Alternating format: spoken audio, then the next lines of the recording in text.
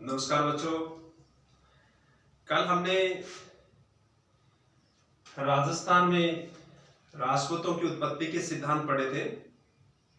तो राजपूतों की उत्पत्ति के कुछ सिद्धांत मैंने आपको बताए थे और वो हमारा टॉपिक क्लियर हो गया था। अब हम राजस्थान का हर एक राजवंश पढ़ेंगे और सबसे पहले हम जो बात करेंगे वो राजस्थान के चौहानों की बात करेंगे। तो आज हमारा टॉपिक होगा राजस्थान के चौहान। शुरू करते हैं, रेडी हो सभी?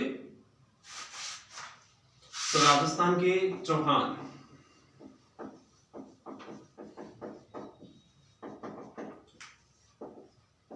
राजस्थान के राजपूतों में हमारा पहला टॉपिक है राजस्थान के चौहान। इसके बाद हम गुर्जर प्रतिहार पढ़ेंगे, इसके बाद हम मेवाड़ के घुइल पढ़ेंगे, इसके बाद हम जयपुर के कछवा पढ़ेंगे, जयपुर के कछवाओं के बाद मारवाड़ के राठौड़ पढ़ेंगे। इस प्रकार से प्रत्येक राजवंश अच्छी तरह से हम पढ़ेंगे। तो कल मैंने आपको राजपूतों की उत्पत्ति के सिद्धांत बताए। आज थोड़ा सा चर्चा कर लेते हैं कि चौहानों की उत्पत्ति कैसे हुई थी, चौहान कहां से आए थे। चौहान, देखो इसमें एक स्टेटमेंट, एक मत है कि चौहान कौन थे, इसके बारे में भाटों ने, चारणों ने, चंदवरदाई ने,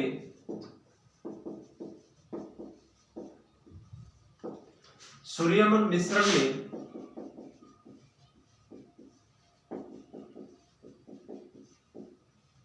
और मोहेनोत नैन्सी ने,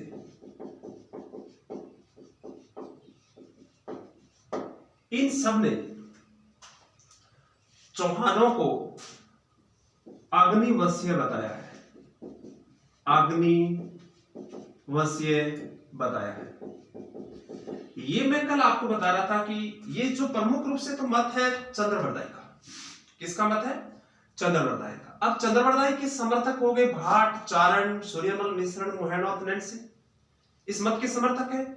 इनको कहा कि हाँ चंद्रवरदाई तुम्हारा मत ये सही है, क्योंकि चौहानों की उत्पत्ति कहते हैं कि अग्निवंशीय, अग्निकुंड से, जो मैंने आपको बताया था कल कि आबू पर्वत पर वशिष्ठ मुनि ने कोई हवन किया था और वहां से 4 योद्धा पैदा हुए थे, परमार, प्रतिहार, चालुक्य, और जो लास्ट योद्धा पैदा हुआ था वो चौहान था, उसने राक्षसों का वध किया था।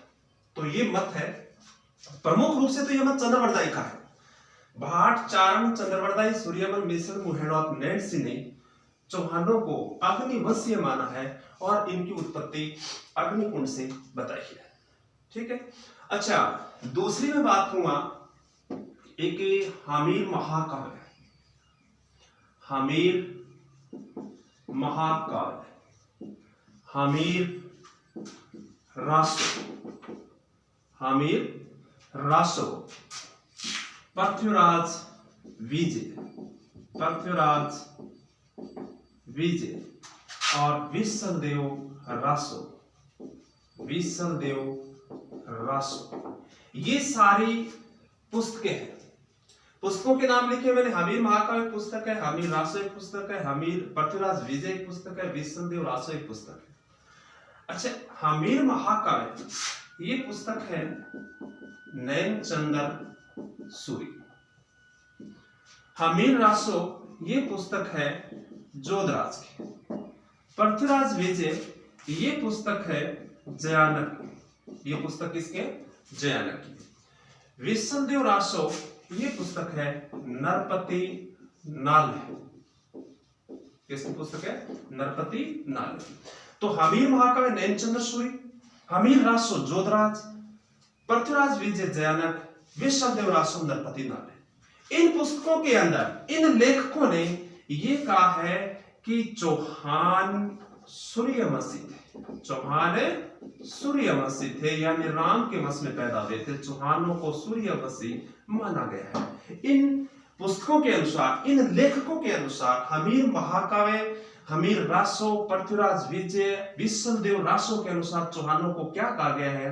सूर्यवंशी कहा गया है। प्रश्न इस प्रकार से भी बनता है कि नैनचंद्र सूर्य के अनुसार चौहान क्या कौन थे? सूर्यवंशी थे।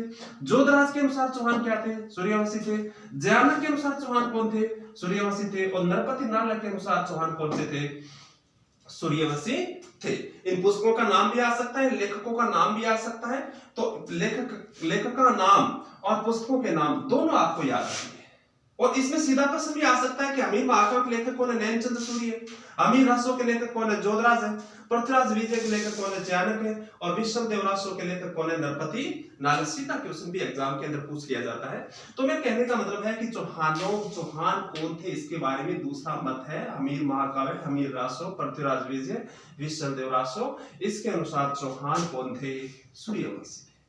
ठीक है, दो मत हो गए चौहानों के बारे में। चौहान कौन थे? तीसरा एक स्टेटमेंट है चौहानों के बारे में सुनो। जेम्स कर्नल टॉड, मैंने आपको बताया था कि कर्नल टॉड इसने तो पूरे राजपूतों को विदेशी माना है, मध्य एशिया से आया हुआ माना है। और कर्नल टॉड के अंदर राजस्थान के अंदर जो चीज अच्छी लगी, जो चीज शक्तिशाली लगी, कहते हैं कि वो सारी विदेशी है। इसका राजस्थान के अंदर तो कोई शक्तिशाली चीज पैदा हो ही नहीं सकती कर्नल टॉड के अनुसार। तो इसने कह दिया, कर्नल टॉड ने कहा है कि चौहान विदेशी मध्य एशिया से आए हुए थे। कहां से आए थे? मध्य एशिया से। तो चौहानों के बारे में कर्नल टॉड ने, यानी इसका विदेशी मूल का सिद्धांत है राजपूतों की उत्पत्ति के बारे में, तो इसने कर्नल टॉड ने कहा है कि चौहान मध्य एशिया के थे। चौहान मध्य एशिया के, ठीक है। तीसरी बात क्लियर हो गई हमारी। अब देखो चौथा मैं आपको बता रहा हूं कि बिजोलिया शिलालेख के अनुसार, किसके अनुसार?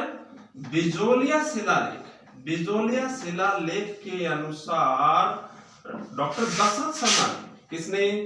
दशरथ शर्मा ने बिजोलिया शिलालेख के अनुसार दशरथ शर्मा ने चौहानों को वत्स गोत्रीय ब्राह्मण बताया है। वत्स गोत्रीय ब्राह्मण बताया। किसने? दशरथ शर्मा ने। किस शिलालेख के अनुसार? बिजोलिया शिलालेख। बिजोलिया भीलवाड़ा जिले के अंदर स्थित है और बिजोलिया एक ठिकाना भी था, यहाँ पर किसान आंदोलन हुआ था। उस बिजोलिया की मैं बात कर रहा हूँ। और इस बिजोलिया किसान आंदोलन का जो शुरू में नेतृत्व किया था वो साधु सीताराम दास ने किया था। तो बिजोलिया शिलालेख के अनुसार कहते हैं, दशरथ शर्मा ने कहा है कि चौहान वत्स गोत्रीय ब्राह्मण थे। ठीक है, चार बातें क्लियर हो गई है चौहानों के बारे में, चौहानों की उत्पत्ति, चौहान कौन थे इस मुद्दे पर। अब हम बात करते हैं कि एक है हास्य शिलालेख। हास्य शिलालेख और आबू माउंट आबू के अचलेश्वर मंदिर, वहां एक शिलालेख मिला है। आबू के अचलेश्वर मंदिर शिलालेख और हास्य शिलालेख के अनुसार चौहानों को कहते हैं चंद्रवंशी माना गया है। क्या माना गया है? चंद्रवंशी। कहते हैं कि चंद्रवंशी माना गया है। जो मैंने आपको बताया था किसी कृष्ण और अर्जुन को चंद्रवंशी कहा गया है। तो हास्य शिलालेख और आबू के अचलेश्वर मंदिर शिलालेख के अनुसार चौहान क्या थे? चंद्रवंशी थे। ठीक है, अच्छा इसमें हमारा छठा स्टेटमेंट है रायपाल। नाम सुना है आपने? रायपाल के सेवाड़ी। अच्छा बच्चों, तो छठा हमारा स्टेटमेंट में आपको ये बताने जा रहा था कि रायपाल के सेवाड़ी शिलालेख में कहते हैं कि इंद्र का वंशज बताया गया है और चौहानों को इंद्रवंशी माना गया है।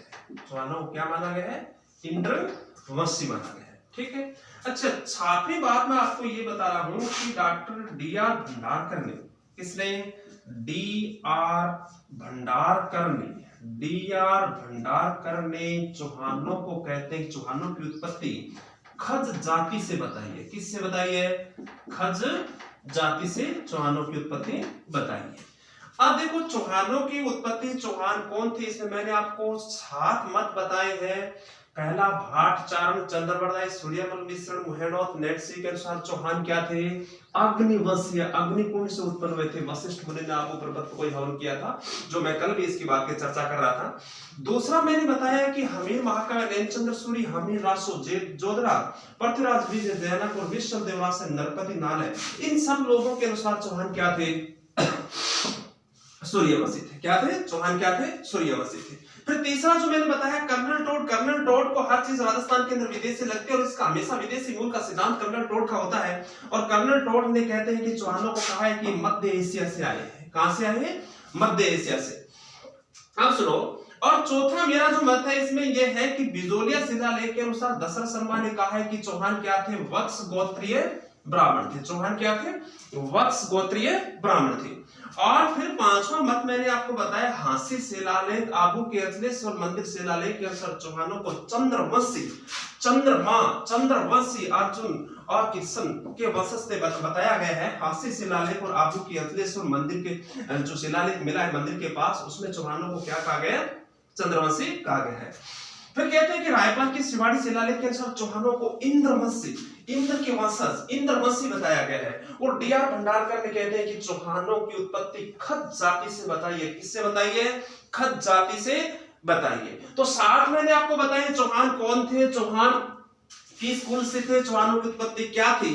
तो चौहानों के सबसे पहला अग्निवंशीय मत चौहानों का, और सूर्यवंशी चौहान मध्य एशिया, चौहान वत्स गोत्रीय ब्राह्मण, चौहान चंद्रवंशी, चौहान इंद्रवंशी, और चौहानों की उत्पत्ति किस जाति से बताई है?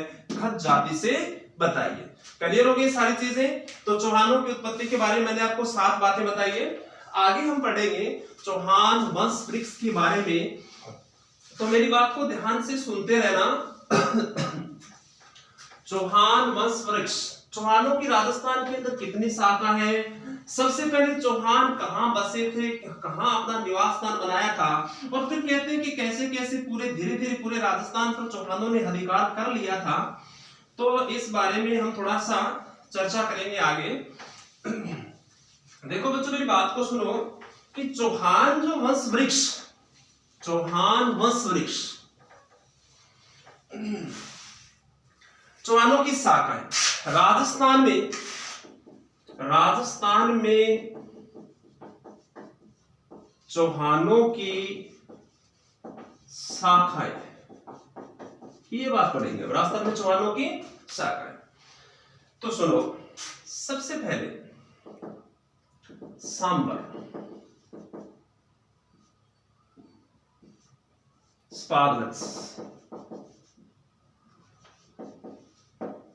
सांबर स्पार्लक्स, ये चौहानों का मूल स्थान था। सांबर स्पार्लक्स चौहानों का मूल स्थान। यहां से सांबर स्पार्लक्स चौहानों का मूल स्थान, मुख्य शाखा, मूल शाखा जिसको कह सकते हैं। यहां से कहते हैं कि देखो एक शाखा जो है नाडोल के चौहान, नाडोल के चौहान, ये एक शाखा थी नाडोल के चौहान। अच्छा, एक शाखा जो है इसकी वो है अजमेर के चौहान, अजमेर के चौहान, ये शाखा थी अजमेर के चौहान और नाडोल के चौहान। ये प्राथमिक 2 शाखा हो गई, ठीक है। फिर कहते हैं कि नाडोल के चौहानों से एक शाखा जालोर के चौहान, एक शाखा सिवाना के चौहान। सिवाना बाड़मेर में मारवाड़ के राठौड़ों की आपातकालीन राजधानी भी रहा था सिवाना, लेकिन सिवाना में इससे पहले चौहानों का अधिकार था। और हाड़ौती के चौहान, क्या है? हाड़ौती के चौहान। तो ये शाखा 3 शाखा कहते हैं नाडोल के चौहानों से फैल गई थी। किससे फैल गई थी? नाडोल के चौहानों से। और अजमेर के जो चौहान है इनकी एक शाखा है रणथंभौर के चौहान, रणथंभौर के चौहान, रणथंभौर के चौहान। ये आपने सुना होगा, रणथंभौर के चौहान नहीं जानते आप? अजमेर के चौहानों का कहते हैं कि पृथ्वीराज तृतीय, पृथ्वीराज चौहान का पुत्र गोविंद राज ने रणथंभौर के चौहानों की नींव रखी थी 1194 के आसपास। तो रणथंभौर के चौहान अजमेर के चौहानों के ही वंशज थे। नाडोल के चौहानों की बात करेंगे, नाडोल पाली के अंदर, नाडोल एक पुरातात्विक स्थल है। नाडोल के चौहानों का संस्थापक लक्ष्मण था। और कहते हैं कि नाडोल के चौहानों से 3 शाखा, राजस्थान के अंदर 3 शाखा चौहानों की फैल गई। इसमें जालोर के चौहान है, सिवाना के चौहान है सिवाना बाड़मेर में, और हाड़ौती, कोटा, बूंदी, बारा, झालावाड़ का क्षेत्र हाड़ौती कहलाते हैं और यहाँ के चौहान हाड़ा चौहान थे। कौन थे? हाड़ा चौहान थे। ठीक है। अब कहते हैं कि जालोर के चौहानों से एक शाखा और फैली थी, सिरोही के चौहान। क्या है? सिरोही के चौहान। सिरोही के चौहान, और सिरोही के चौहानों का संस्थापक था राव लुम्बा। कौन था? राव लुम्बा था। ठीक है। तो अब ये कितनी शाखा हो गई? देखो 1 2 3 4 5 6 7 8। ठीक है। अगर हम शाखा की बात करेंगे तो मूल तो ये हो गई और 7 शाखा इसके अलावा हो गई। ठीक है। अब चौहानों की जो मेन, जो मुख्य, जो घराना, जो मूल जो शाखा थी, ये है सांबर है स्पार्लक्स के चौहान। सांबर स्पार्लक्स के चौहानों से कहते हैं कि नाडोल के चौहान, लक्ष्मण, नाडोल के चौहानों का संस्थापक लक्ष्मण से नाडोल के चौहानों की नींव रखी, नाडोल पाली के अंदर है। फिर कहते हैं कि अजमेर के जो चौहान है, सबसे पहले अजमेर के चौहान, इनको क्यों कहते हैं कि अजमेर की स्थापना 1113 में अजयराज चौहान ने की थी और अजयराज चौहान ने अजमेर को सबसे पहले अपनी राजधानी बनाया था, अजमेर नगर की स्थापना की, तब से कहते हैं कि अजमेर के चौहान। क्या कहते हैं? अजमेर के चौहान। अजमेर के चौहानों से पृथ्वीराज तृतीय तराइन के दूसरे युद्ध में हार गया था। पृथ्वीराज चौहान मोहम्मद गोरी से तराइन के दूसरे युद्ध में हार गया था, तो कहते हैं कि चौहानों का सफाया हो गया अजमेर से और मोहम्मद गोरी का अधिकार हो गया। फिर कहते हैं कि मोहम्मद गोरी ने पृथ्वीराज चौहान के पुत्र गोविंद राज को एक बार अजमेर का शासक बना दिया था। फिर कहते हैं कि गोविंद राज को वहां से हटाया था हरिराज ने, जो पृथ्वीराज चौहान का भाई था। और फिर कहते हैं कि मोहम्मद गोरी का दास गुलाम कुतुबुद्दीन ऐबक ने गोविंद राज को रणथंभौर की जागीर दी थी और रणथंभौर का शासक बनाया था। इस प्रकार से रणथंभौर के चौहानों की नींव रखी गई थी गोविंद राज के द्वारा। और ये जो मैंने आपको शाखा बताई है 3, इसमें जालोर के चौहान है, सिवाना के चौहान। जालोर के चौहानों का नाम सुना है आपने, बड़े शौर्य और वीरता के साथ इसका नाम आता है। यहाँ का जो मेजर प्रमुख हीरो है वो कानड़देव। कौन है? कानड़देव, जो अलाउद्दीन खिलजी के हाथों हार जाता है। अच्छा, सिवाना, सिवाना वैसे तो बाड़मेर में मारवाड़ के राठौड़ों की आबादकारी, और सिवाना का जो प्रमुख शासक है वो सातल देव था। कौन था? सातल देव। और ये भी कहते हैं कि अलाउद्दीन खिलजी के हाथों हार जाता है। और फिर कहते हैं कि हाड़ौती के चौहान, हाड़ौती के चौहान, हाड़ौती के अंदर हाड़ा चौहान थे और देव सिंह हाड़ा हाड़ौती के चौहानों का संस्थापक था। देव सिंह हाड़ा हाड़ौती के चौहानों का संस्थापक था। अब कहते हैं जालोर के चौहानों से एक शाखा और फैल गई, सिरोही के चौहान कहते हैं, और सिरोही के चौहानों का संस्थापक कौन है? राव लुम्बा। तो इस प्रकार से राजस्थान के अंदर चौहानों कितनी शाखा है? सबसे पहले हम मूल शाखा पढ़ेंगे, सांबर स्पार्लक्स के चौहान, फिर हम अजमेर के चौहान, नाडोल के चौहान, और फिर सुनो जालोर के चौहान, सिवाना के चौहान, हाड़ौती के चौहान, रणथंभौर के चौहान, सिरोही के चौहान। प्रत्येक शाखा पर हम प्रहार करेंगे, बारी बारी से सारी शाखा हम पढ़ेंगे। सबसे पहले हम बात करेंगे सांबर स्पार्लक्स। ठीक है। और वैसे सांबर स्पार्लक्स ये शाखा है, कहते हैं इसको अजमेर के चौहान कहते हैं, इनको दिल्ली के चौहान भी कहते हैं। तो सारी हर एक शाखा के अंदर हर एक बात में क्लियर कर दूंगा।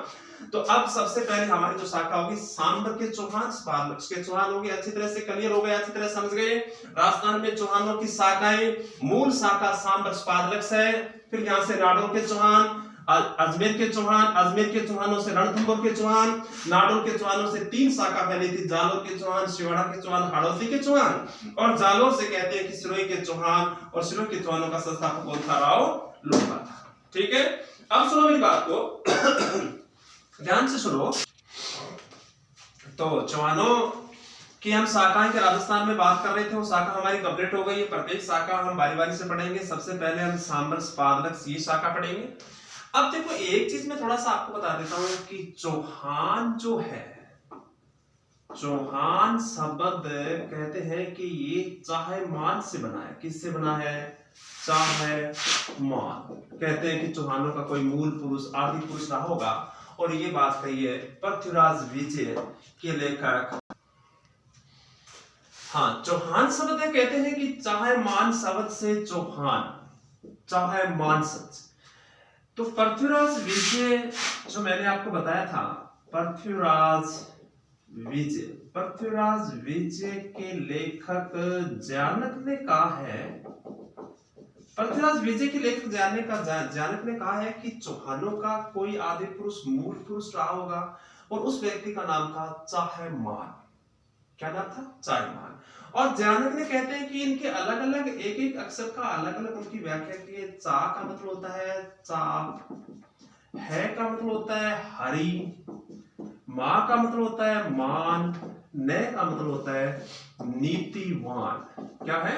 नीतिवान। तो जैनिक ने हर एक शब्द का, हर एक अक्षर का अलग अलग बताया। चा का मतलब चाप हो गया, है का मतलब हरि हो गया, मा का मतलब मान हो गया, ने का मतलब नीतिमान हो गया।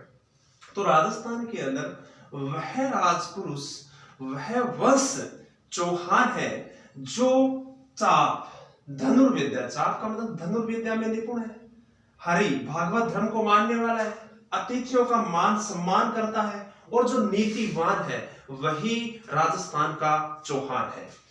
एक बार और सुन लो, जैनिक ने कहा है कि चाहे मान कोई इस राजवंश का मूल पुरुष रहा है, और इसमें कहा है कि चाप का मतलब होता है चाप, चाप का मतलब हो गया धनुर्विद्या, हरि है का मतलब हरि, हरि का मतलब भागवत धर्म को मानने वाला, माँ का मतलब मान, अतिथियों का सम्मान करने वाला, अतिथियों का आदर करने वाला, और मैं का मतलब नीतिवान।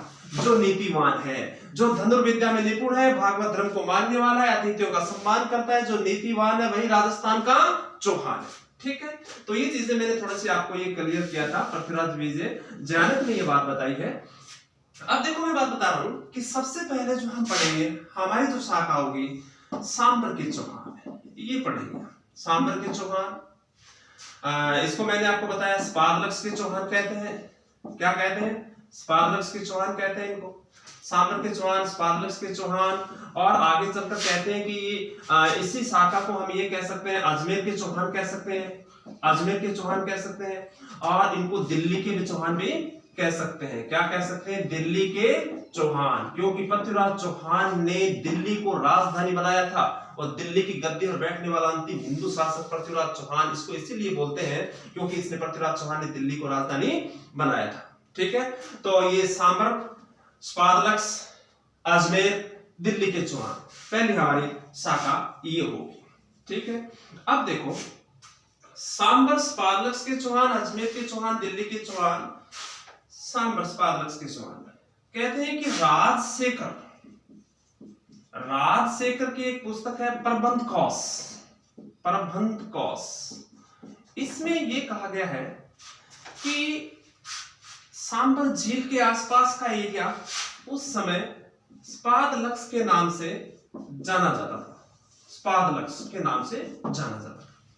और यहां कहते हैं कि 551 ईस्वी में वासुदेव चौहान ने स्पारलक्स के चौहानों की नींव रखी थी। 551 ईस्वी के आसपास वासुदेव चौहान ने स्पारलक्स के चौहानों की नींव रखी थी। ये बात राजशेखर प्रबंध कोश के अनुसार है। तो चौहानों का मूल पुरुष किसको मानेंगे? वासुदेव चौहानों को। चौहानों का संस्थापक किसको मानेंगे? चौहानों का संस्थापक किसको मानेंगे? वासुदेव चौहान को मानेंगे। ठीक है, अब देखो बिजोलिया शिलालेख में ये कहा गया है, बिजोलिया शिलालेख में ये कहा गया है कि सांबर झील जो है, सांबर झील जयपुर के अंदर खारे पानी की झील है। सांबर झील राजस्थान की सबसे बड़ी खारे पानी की झील है, सबसे ज्यादा नमक उत्पादन होता है इसमें। और कहते हैं कि सांबर झील का जो निर्माण है, सांबर झील का निर्माण है वो वासुदेव चौहान ने करवाया। ये बात किसमें कही गई है? बिजोलिया शिलालेख में कही गई। लेकिन ये बात कहते हैं कि पूरी प्रामाणिकता सिद्ध नहीं है इस बात के अंदर कि कोई भी शासक अगर कोई झील को निर्माण करवासी तो वो खाली झील को क्यों करवासी? क्योंकि यहाँ तो नमक बनता है, पीने के लिए योग्य है ही नहीं है पानी। तो ये झील, वास्तविक सच तो ये है कि ये झील जो ये सांबर झील है वो प्राकृतिक झील है। क्या है? प्राकृतिक झील है, प्राकृतिक झील है जो खारी है। ठीक है, मीठे पानी की झील नहीं है। कोई भी शासक है तो वो खारे पानी की झीलों का निर्माण क्यों करवाएगा? वो मीठे पानी की झीलों का निर्माण करवाएगा। ठीक है, तो ये झील है जो प्राकृतिक, वास्तविक सच तो ये है कि ये प्राकृतिक है। लेकिन बिजोलिया शिलालेख के अनुसार ये कहा गया है कि सांबर झील का निर्माण किसने करवाया था? वासुदेव चौहान ने करवाया था। तो सांबर, स्पारलक्स, अजमेर, दिल्ली के चौहान तो इनके चौहानों का सबसे पहले हम बात करें, राजशेखर ने अपनी पुस्तक प्रबंध कोश में कहा है कि स्पार्लक्स अजमेर के आसपास का क्षेत्र उसमें स्पार्लक्स के नाम से जाना जाता था, और कहते हैं कि यहाँ 551 ईस्वी के आसपास वासुदेव चौहान ने स्पार्लक्स के चौहानों की नींव रखी। चौहानों का संस्थापक राजस्थान के अंदर, क्योंकि सबसे प्राचीन और मूल शाखा यही है, तो राजस्थान में सीधा प्रश्न आ जाए कि राजस्थान के अंदर चौहानों का संस्थापक, उत्तर क्या होगा? वासुदेव चौहान। सांभर के चौहानों का संस्थापक, उत्तर क्या होगा? वासुदेव चौहान। स्पार्लक्स के चौहानों का संस्थापक कौन है? वासुदेव चौहान। ठीक है। और कहते हैं कि बिजोरिया शिलालेख के अनुसार ये कहा जाता है कि सांभर झील का निर्माण वासुदेव चौहान ने करवाया था, जो बिल्कुल ही ये बात सत्य प्रमाणिकता नहीं है, क्योंकि सांभर झील एक प्राकृतिक झील है, खारे पानी की झील है राजस्थान की, जहां पर सबसे ज्यादा नमक उत्पादन होता है। और लेकिन बिजोरिया अभिलेख में यह कहा गया है कि सांभर झील का निर्माण वासुदेव चौहान ने करवाया था। ठीक है।